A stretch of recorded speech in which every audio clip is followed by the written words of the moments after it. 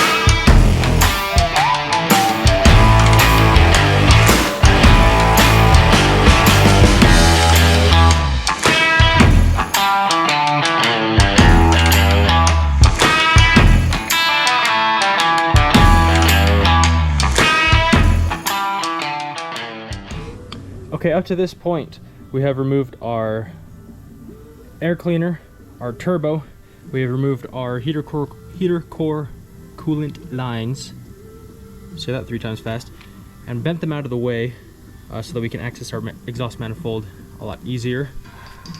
This side we have removed our intake, our heater block, and we've moved our injection lines. Now, a little tip and trick to do these injection lines while in cab is get you a customized line wrench. So I have taken this 3/4 and I've ground the end maybe like 1/4 inch, and this one I cut in half because this one actually was already cut in half, so I transferred it to that wrench. Little stubby, and then same for a full-size wrench, cut that end off, because when getting off these nuts for each injectors, sometimes they can be an absolute pain, especially if it's a truck like this that has been sitting. Well, it's been in use, but I don't believe those injectors have ever been changed anything since this truck was built. So it's been a very long time. If And you don't want to use just a regular wrench, because with these lines, with these fuel lines, and same with hydraulic lines, is that your wrench, if you use your box end, it'll end up stripping. It can round off that nut, and then if that happens, you're going to be regretting every life decision you ever made up to this point. So either spend a couple bucks and buy you a cheap wrench, or I think Harbor Freight has a set. The downfall with those is they don't have every single size you need. This is a 3/4 inch, and I just had a bunch laying around. I just ended up cutting one up. But go through and break loose every single nut. Cylinder number 6, that one is kind of a pain to get here because it is way there in the back. You can kind of see where my wrench is. To access that, you have a lifting point right here. You're going to need to remove that, and it is 2 17mm bolts. They're not torqued on very tight, so you can break them loose pretty easy. Remove those. You can get that off. You're going to remove your fuel bowl. 2 10mm nuts are holding it on, and I believe that also is a 17mm banjo bolt that's holding on this fuel line. Get that out of the way. Come down to your injection pump and start with these first 3. Break those loose, and once you take them all the way off, take off your little clamp connectors that are on your injection lines, these blue ones. Not all of them, just a couple, to where you can pull them off in sections. And it makes life a lot easier, so then you're not having to pull every single one off. Then you can access all the ones on the injection pump pretty easy, without having to use that stubby wrench, because sometimes they come off easy and sometimes they can't, and it's not very fun. So once you get your injection lines off, for those that are new to this, there is a T-fitting. I don't know if you can see it right back there. Let's see if I can get closer. There's a T right there, right here, that you need to disconnect that high side. Now that high side is a 16, I believe. It's a different size. Yes, it's a 16. Yeah, sorry, I had to find my wrench, I forgot. But it's a 16, and that one, you can use your normal box in, because that one's not snug, because it's just a fuel return. Remove that top nut so that when you pull the head, everything will just come out nice and easy. You don't want to be deep in pulling this head off and realize that you still have to take off a fuel line and have to fight through your rigging and everything. So once we get to this point, we are going to remove our exhaust manifold, get that out of the way, or shoot, I mean, even at this point you can honestly just leave it on. We're going to remove our valve cover, and we are going to dive in taking off our rockers and our push rods, so that we can get our head out. And we will get to that point, and I'll show you some tricks for that.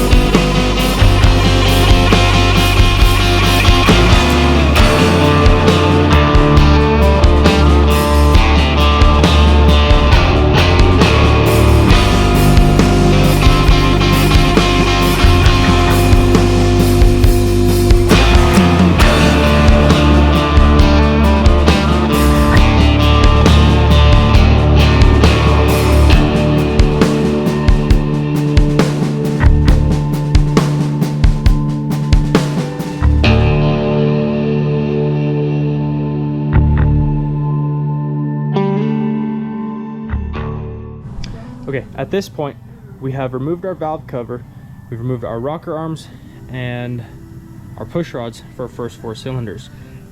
It is important to remember when we remove these rocker arms and push rods, it is very detrimental that they go back to the same exact spot because that is how they've kind of worn in. My best method that I like to do is I like to lay them out on a piece of cardboard and number them 1 through 6. You can see for my push rods, I have an arrow right here saying front and cylinders 1 through 6, meaning this right here is to the front of the truck facing us, and it goes all the way back. Same with my rocker arms and tappets.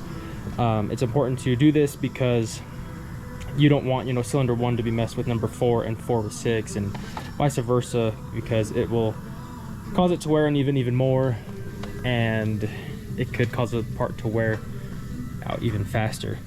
So one thing that you're going to run into with cylinders 5 and 6, you cannot remove your push rods. So you can't just pick them straight out like you do for the first 4 cylinders. You're gonna be like, well, what the hell? How am I going to get this out? Well, the engineers that designed this truck were actually smart. They actually designed something that will help you. And for those that don't know, those that do, I mean, this isn't a surprise, but for those that don't, this is going to be a wonderful surprise. As you can see up here, there are 2 holes. Right here and right here. Now those holes are covered by grommets and they're underneath your, you know, your fire wrap and whatnot, your insulation. You remove those grommets and you can take your push rods and you can feed them up through and pull them out. You might have to open up your cowl a little bit, maybe just get a pry bar and kind of pry it up slightly, but most of the time you can pull them out pretty easy. So that's nice. You know, that was actually pretty smart of them to put that in. And then once you do that, you have everything removed. You can take out your old valve cover gasket. And at this point, we are ready to remove our head. Now, while I get things prepared, the best way is to take a picture of your torque sequence for your head and tape it to your windshield so you're not having to get down and go back to a book. And if you have this memorized, kudos to you. I don't, so I like to tape it up to my windshield, or if I have my book, put my book up there with my torque sequence. And you're going to start in reverse, and I believe Cummins recommends you're going to do a 1/4 turn on each bolt going in reverse of your torque sequence until every single bolt is loose. Once it's all loose, you can remove them by hand, you can remove them with an air ratchet, whatever, pull them out and then throw them away. It is never wise to reuse your head bolts. So let's get to that point and then we will rig up on this head and we will get it removed.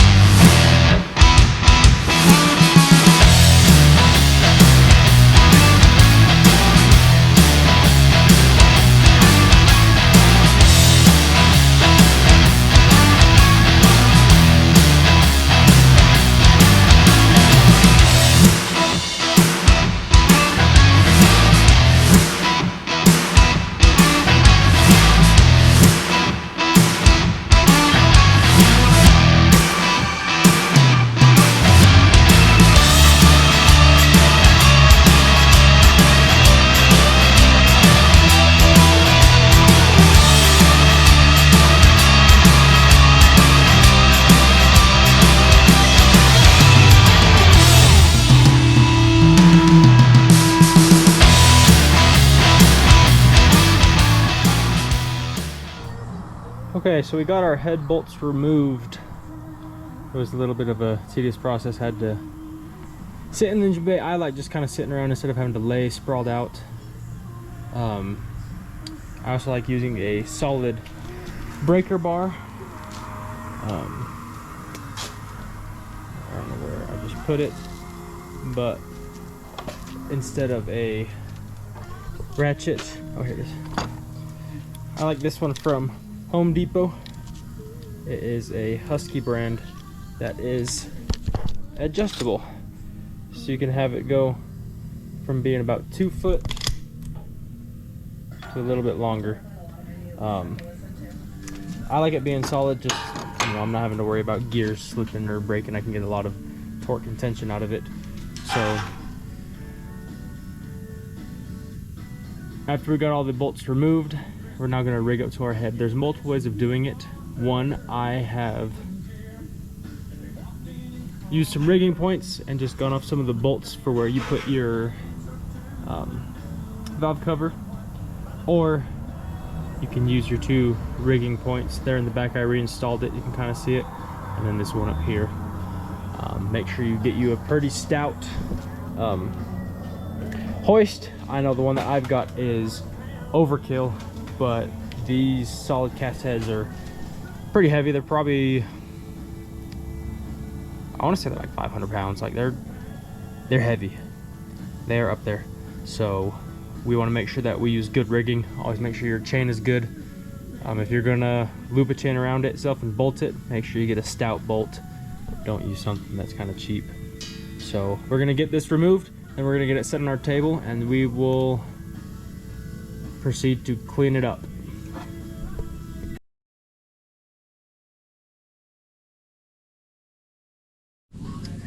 Well, there we have it.